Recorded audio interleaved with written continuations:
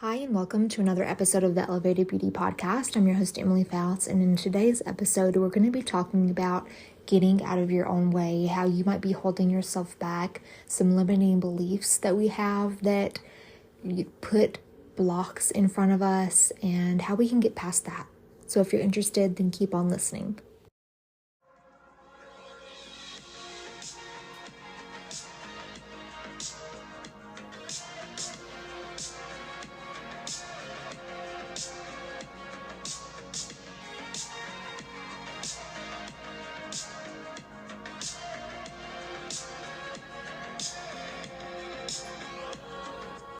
So there's a few different things I think that are really big contributors into getting in your own way, how you're holding yourself back.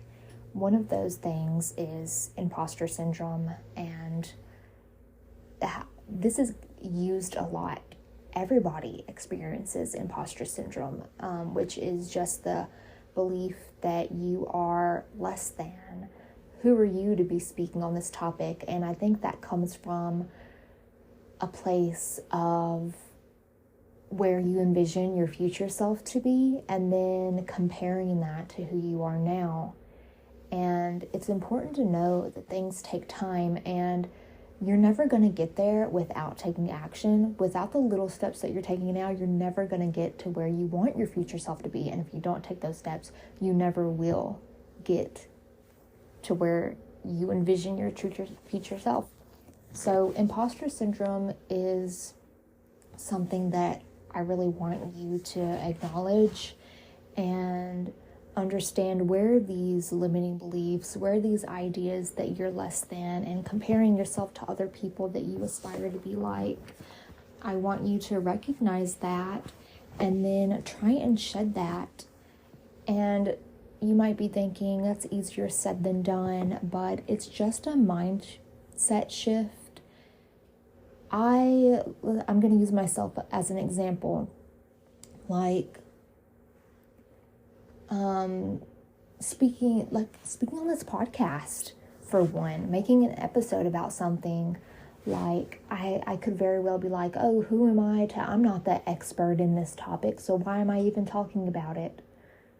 I'm talking about it because I want to, and I feel like I have enough to say to get some gears turning in people and just create a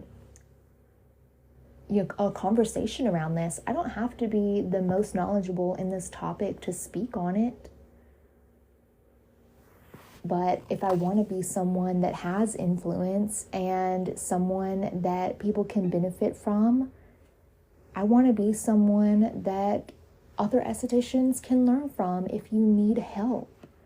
And the only way for me to do that is to step out of my comfort zone and to take action, or else I will never be her. I will never be a mentor in this field if I don't act on that. So I do not let my imposter syndrome affect me. I just do it. And when you do it and you take action, it starts to get more familiar, and you don't feel like an imposter anymore because you actually did it. You did the thing. And I think something that kind of goes hand in hand with imposter syndrome a little bit is comparison.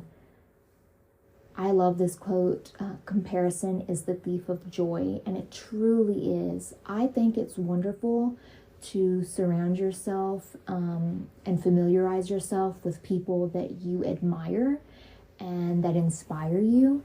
But if it becomes an unhealthy level, if you find yourself not being inspired by them and you find yourself comparing where you are now to them, then that's where you need to take a pause from that person, because first of all, you're creating a little bit of an obsession here. It's feeding this unhealthy comparison. And something that I heard recently on the topic of comparison is that you can't compare your chapter 1 to somebody's chapter, 15. And that's so true. We don't know what people went through to get where they are now. And we can easily say, oh, this person's been doing it for half the time that I have, and they're so successful and I'm not. Well, we don't know the level of dedication they put into it to get to where they are now. They could have been busting their ass like so much for the past 3 years, and you've been not really putting that much energy into it. You have other responsibilities that maybe they don't have. Like, everyone's life is modeled differently, and we don't know what happens behind the scenes. So, like, how dare you compare yourself to someone else? It's not fair to them, and it's not fair to you. If you keep comparing yourself to other people, again, it's the thief of joy. You're just creating this negative self-talk, like sizing yourself up to the rest of the world. Why aren't I where I want to be? Quit focusing on, which actually it is a good thing to focus on, who you want to be. Because when you do focus on who you want to be, then you act on that. But the problem is if you focus on who you want to be versus who you are now, and you're seeing that contrast, you're not who you are, you're not who you want to be in the future currently. And that is a problem when you don't act on that, when you don't try to become that person. It's a good thing when you do act on it and you say, okay, future Emily, the ideal version of Emily, who I want to be, this is how she would respond to this situation. This is how she would dress. This is how she would take care of herself. This is how she spends time with her family. When you are asking yourself these things and answering these things, then you can act on it. And guess what? Before you know it, you are your future self. Why are you allowing time to waste and just like, it's like a New Year's resolution and nobody acts on it? Like, what's the point? Yeah, I mean, just in the past month or so, I have started acting on that. Where do I want to be in 5 years? Okay, this is where I want to be. This is what I want to do. So I'm going to act on these decisions and go through life as I am the Emily I want to be in 5 years. And that's going to get me closer to my goal. So always check in with your future self. Envision your future self and then act on the choices that your future self would make in order to manifest that. Actively manifesting is taking action. Another way that you can get in your own way and block yourself from realizing your potential and accomplishing your goals is by second guessing yourself, is by outsourcing other people's opinions. And that's something that I recently realized that I did. I was not trusting my gut. I was not trusting my intuition, and it was deterring me from taking steps because I was second guessing everything. I'm like, well, what if this isn't the right decision? You know, what do you think about this? It doesn't matter what other people think about it because this is my thing. My business it's come from me. Like, I freaking birthed this, and that's why people like it, because it's a little bit of a reflection of me, and I'm the one helping people. I'm the one making the decisions. I'm the one that created this. So why am I going to outsource other people's opinions of what's coming out of my brain already? You know what I mean? So you have to ask yourself if it's a good decision. Create a pros and cons list. You don't need to, mentors are amazing. Definitely invest in a mentor. But when it comes down to it, you need to trust your own creative vision. You need to trust your own gut, because your intuition really tells you everything you need to know. And your brain, like, you're already making the decisions that you make, like, subconsciously. You're already, like, you already have a pros and cons list in the back of your head, I think. Like, you make these decisions with subconscious, like, reflection and stuff like that. So you might not even realize it, but the decision that you make it's influenced by all of the knowledge that you already have. So I really do think it's best when people trust their intuition and make decisions based on what they know and what they trust and how they feel and what they want to give out into the world. And that's why I follow a lot of creators, because they are so individual and unique, and not because they're following trends or because they're, you know what I mean? So yeah, get out of your own way by just trusting yourself. You don't need to ask a whole bunch of people what they think about this before you do it. If it's something that you want to do, if it's something that reflects you and your vision, then go for it. So far, we've covered battling imposter syndrome, comparison, trusting your intuition, trusting your gut. And the last thing that I'll say is probably pushing yourself out of your comfort zone. I think that's the last way that I think a lot of people are limiting themselves, is by staying in this box that you're comfortable with. And when you do that, you're not allowing yourself to grow. Some people you get really familiar in a comfortable situation, and that's understandable.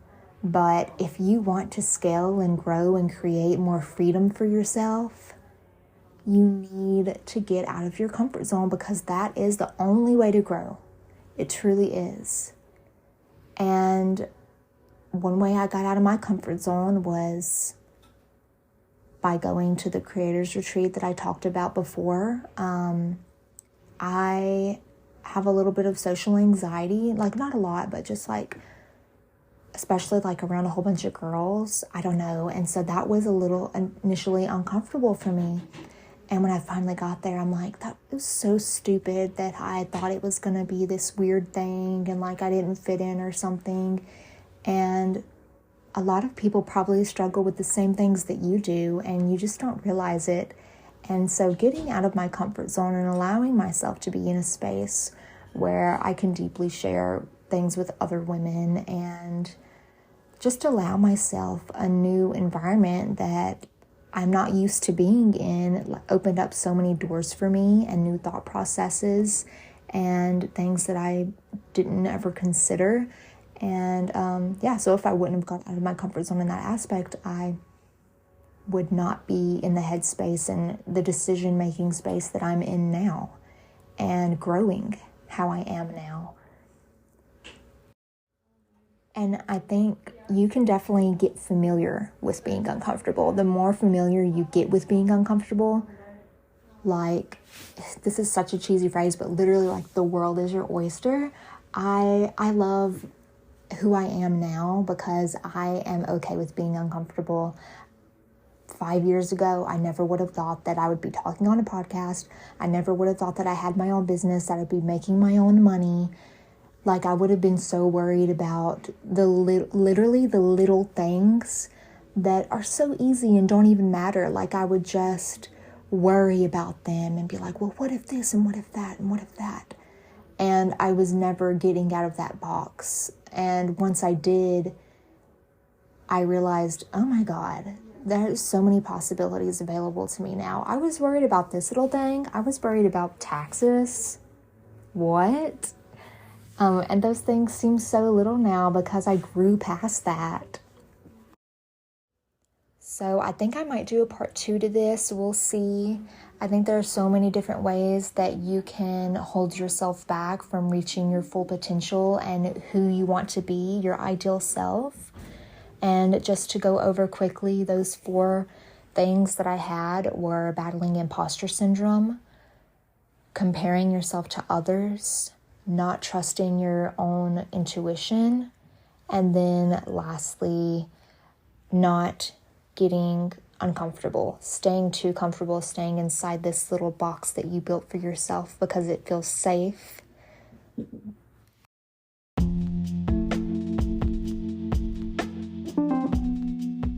Thanks so much for listening to today's episode. You can follow me on social media at Elevated Beauty Aesthetics or on my esthetician shop, which is Shop Cryptic Skin. That is where I sell esthetician themed apparel that is supernatural in nature and kind of kitschy designs for the modern esthetician. So as always, I will see you guys next Monday at 8 a.m. Mountain Standard Time for another episode.